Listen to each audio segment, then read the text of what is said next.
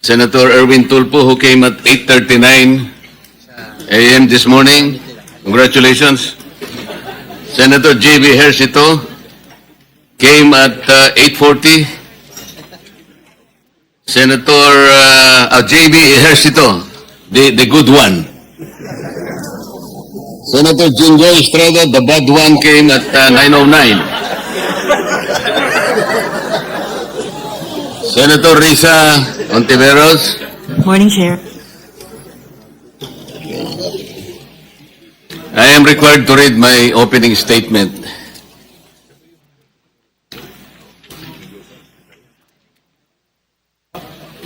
Ang haba naman ito. Since our first hearing, several significant developments have strengthened our case and exposed the depth of corruption in the flood control program. Nasa flood control pa lang po tayo. Let me put this in perspective for the Filipino people watching. The President reported that from 2022 to 2025, 545.6 billion was allocated for 9,855 flood control projects. Of this staggering amount, just 15 contractors, representing 0.7% of all registered contractors, cornered 100 billion pesos, or 20% of the entire budget. We have received reports of at least 60 ghost projects worth billions of pesos. These are incomplete, substandard projects and those completely non-existent structures that exist in the minds of the malefactors or only in falsified documents and fraudulent reports. What struck me most during our last hearing was not just the scale of plunder, but the sheer arrogance displayed by those who stole from the Filipino people. Masyadong mahaba po ito. Kailangan po nating makatipid sa oras. I will just say that I took note of the comment by a noted columnist. Sa kanya pong palagay, in the light of the damning evidence of corruption that is now unfolding before us, according to him, the Department of Public Works and Highways has virtually become a powder keg.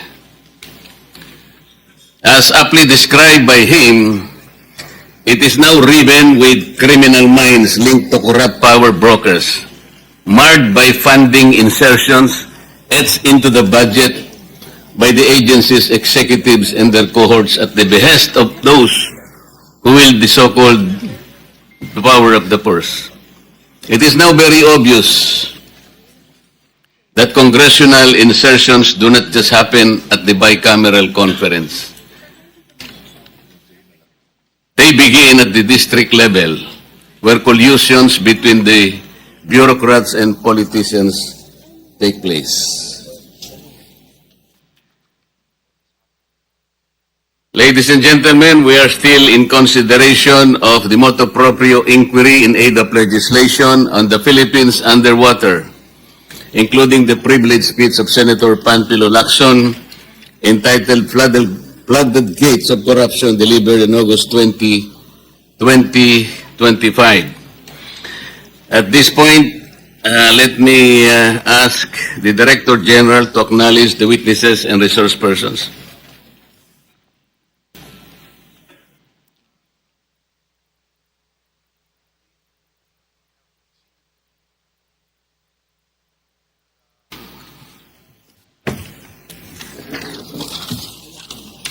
Your Honor, if I may be allowed to proceed. Proceed. Currently present are Governor Humerlito Bons A. Dolor, Provincial Government of Oriental Mindoro. Good morning, Governor. Thank you for your time. From the Commission on Audit, Ms. Tracy Ann Sunico, Acting Assistant Director, Cluster 7, Defense, Security, and Gas, representing the Chairman, Attorney Gamaliel Cordova, and Ms. Cinderella Esperanza Santos. From the Department of Public Works, Undersecretary Maria Catalina E. Cabral, Assistant Secretary Constante Llanes,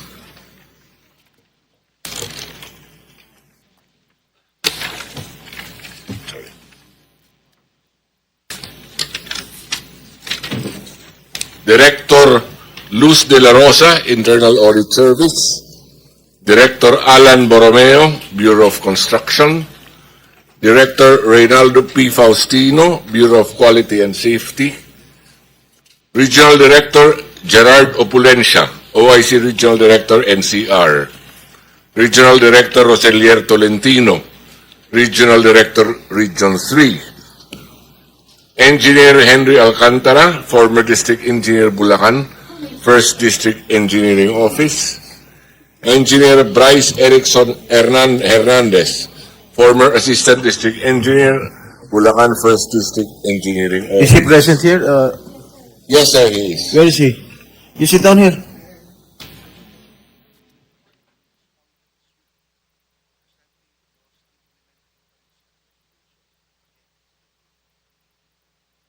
Sit down.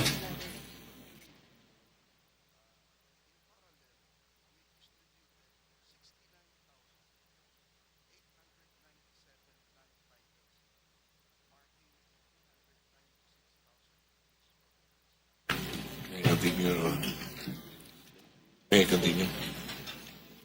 Proceed, Director General. Engineer JP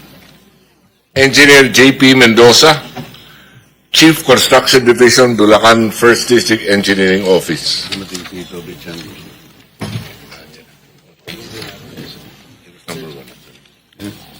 Mr. Chair, can we ask Engineer JP Mendoza also to take his seat? Where is he?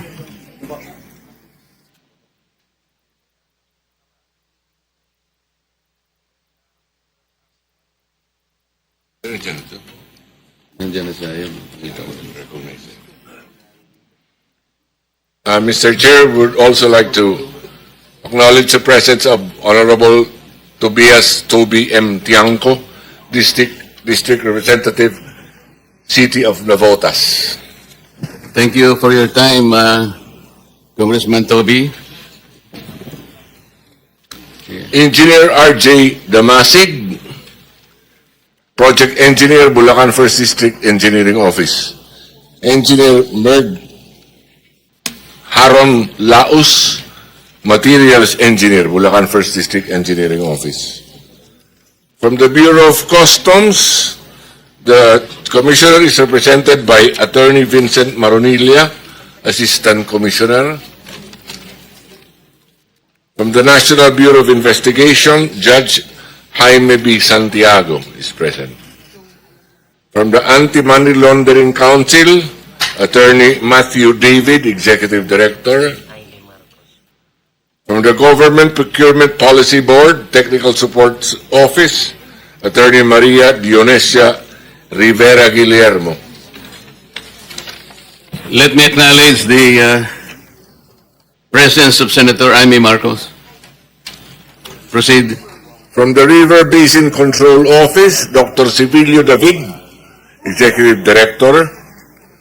From the Philippine Contractors Accreditation Board, PICAB, Dr. Pericles Dakay.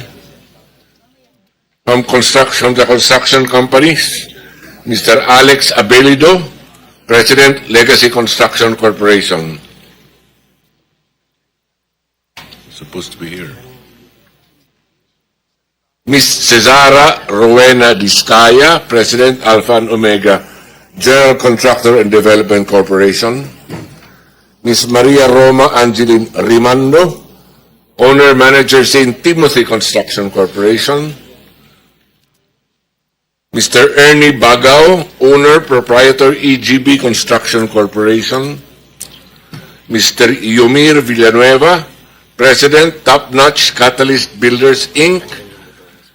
Mr. Lawrence Lubiano, President, Center-Based Construction and Development, Inc.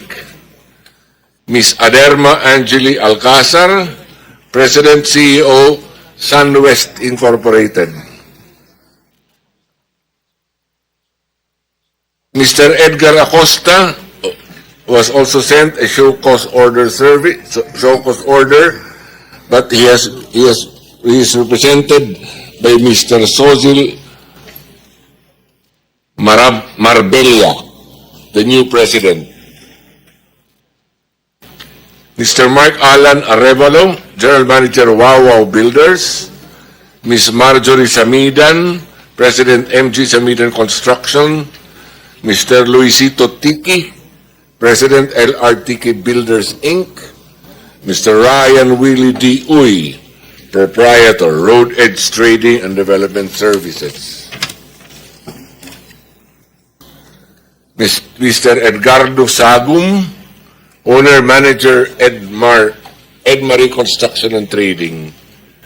Mr. Alvin Diego, Authorized Managing Officer, Silverwoods Construction Corporation. Ms. Melanie Raimundo, Authorized Managing Officer, Raymond Builders Inc. Ms. Maritoni Milegrito, Authorized Managing Officer, Elite General Contractor and Development Corporation. Ms. Sally M. Santos, Owner Manager SYMS Construction Corporation, Construction Trading. Mr. Pacifico Discaya, St. Gerard General Contractor and Development Corporation.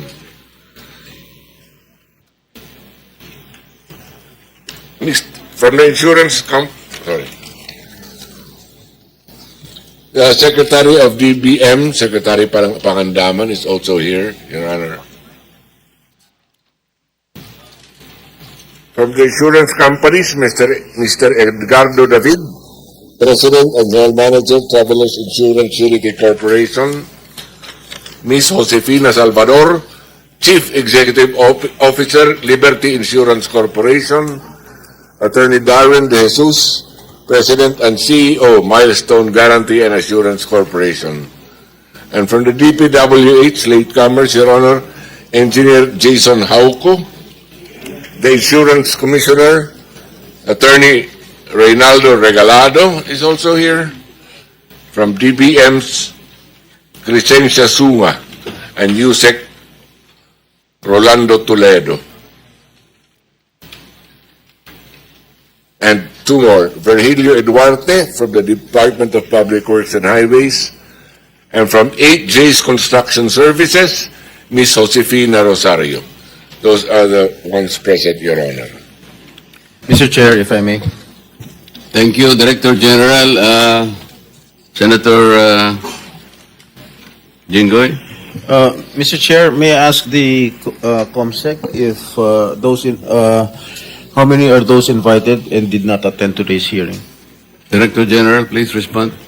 Your Honor, Mayor Benjamin Magalong was invited, but he sent a regret letter. He says that he will testify in the House first. Who else? May we know how did he explain this? The note is this, Your Honor. He is anticipating that he will be called as resource person before the House of Representatives. He feels that his appearance before the Senate may preclude any actions that should be taken against all persons who are answerable. He does commit that he will make himself available for the Senate as soon as his appearance is dispensed with before the House of Representatives. Mr. Chair, I think The good mayor is expecting that he will be called to testify at the House of Representatives. But did he say that there was already an actual invitation? He Was there? He did acknowledge receipt of the invitation, Your Honor. No. Did he receive already the actual invitation from the House of Representatives, or he is expecting one? We do not have that information yet, sir, but In his letter, what did he say? He was about to be he is invited. anticipating. He is anticipating. So Yes, there is sir. none yet. Yes, Your Honor. Mr. Chair, I think the letter of Mayor Magalong is valid enough for him to be excused in today's hearing. Let's give him the benefit of the doubt. Maybe the leadership of the House of Representatives just might just invite him in the near future, Mr. President, Mr. Chair. So what is the wisdom of